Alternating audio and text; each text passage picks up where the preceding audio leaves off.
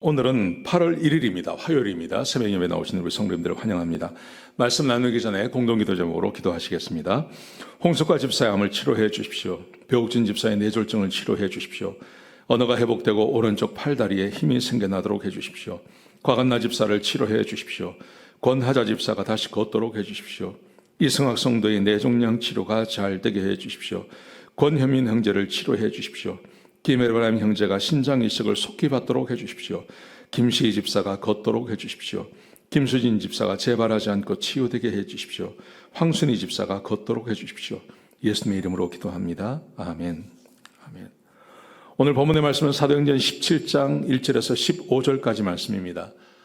너그럽고 간절한 마음이라는 주제로 하나님 말씀 함께 나누시겠습니다. 어제 말씀에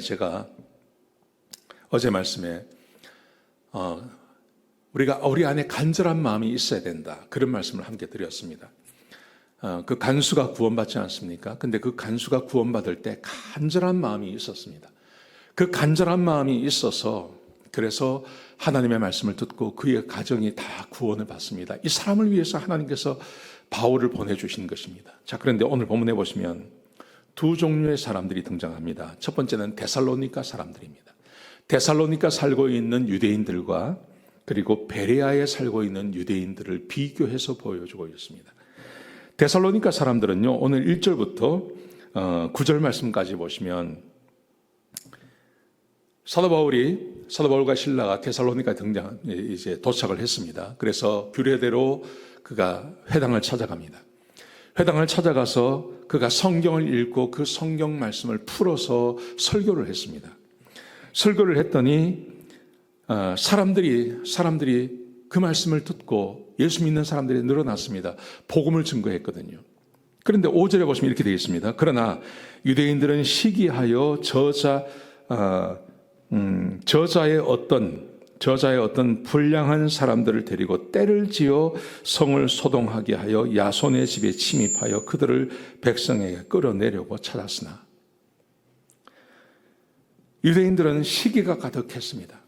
사도 바울이 복음을 전파하면 언제나 이런 일이 벌어지지 않습니까? 시기가 가득한 마음이 생겼습니다. 시기가 생겼습니다. 시기가. 자기들은 하지 못하는 일을 사도 바울이 하니까 거기에 시기하는 마음이 생겨난 거죠. 시기한 마음이 생겨나서 그래서 사도 바울을 잡아서 죽이려고 하는 일이 벌어졌습니다. 그러자 형제들이 사도 바울을 빼돌립니다. 빼돌려서 그 베레아로 가도록 도움을 주었습니다. 사도 바울이 베레아에 왔습니다. 사도 바울은 베레아에 와서 똑같이 유대인의 회당에 찾아가서 복음을 증거했습니다. 그런데 여기는 이렇게 되어 있습니다. 11절에 보시면 베레아에 있는 사람들은 데살로니가에 있는 사람들보다 더 너그러워서, 옛날 성경은 신사적이어서 라고 되어 있습니다. 너그러워서 간절한 마음으로 말씀을 받고 이것이 그러한가 하여 날마다 성경을 상고함으로, 사도 바울이 말하는 것을 듣고 그냥 물리치고 한 게 아니라요, 이게 진짠가 하고 관심을 가지고 하나님의 말씀을 상고했다는 것입니다. 주의 말씀을 상고했습니다. 그래서 12절에 보시면 그 중에 믿는 사람이 많아졌습니다. 근데 그 믿는 사람들 중에 누가 있냐 하면 헬라의 귀부인과 남자들도 포함이 되어져 있다고 되어 있습니다. 여러분, 우리가 간절한 마음을 가져야 됐는데 이 간절한 마음이 뭐냐 하면요, 하나님의 진리의 말씀에 대해서 간절함을 갖는 겁니다. 성경에 관심을 갖는 겁니다. 성경을 사모하는 것입니다. 하나님 말씀을 읽어나가는 것입니다. 그 말씀을 날마다 묵상하고 성경을 공부하고 읽고, 그래야 우리 마음 가운데 간절한 마음이 생겨나는 것입니다. 이 베레아 사람들과 데살로니가 사람들이 다른 게 이겁니다. 데살로니가 사람들에게도 성경이 있었습니다. 근데 관심 없습니다. 성경에 관심 없고 이 사람들은 그저 그냥 종교 생활을 한 것뿐입니다. 종교 생활을 하니 사도 바울이 등장하고 그에게 따르는 사람들이 생기니까 시기하는 마음이 생겨나는 것입니다. 그런데 베레아 사람들은 그러지 않았습니다. 베레아 사람들은 관심이 하나님 말씀입니다.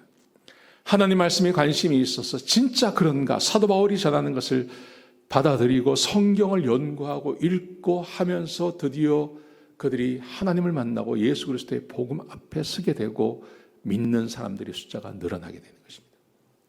어떻게 신실해질 수 있는가? 어떻게 간절한 마음을 가질 수 있는가? 그것은 성경을 사랑하는 것입니다. 하나님 말씀을 사랑하는 것입니다. 성경을 사랑하시고 하나님 말씀을 사랑하셔서 그래서 주께로 돌아가고 하나님께로 나아가는 사람들이 늘어나는 것입니다. 지금 우리의 상황도 마찬가지라고 생각합니다.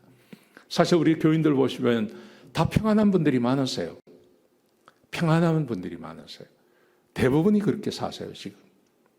여러분, 그래서 내 삶이 평안하기 때문에 간절함이 떨어지게 되어 있습니다. 근데 그 간절함을 어떻게 되살릴 수 있는가? 그것은 하나님의 말씀 앞으로 내가 나가는 것입니다.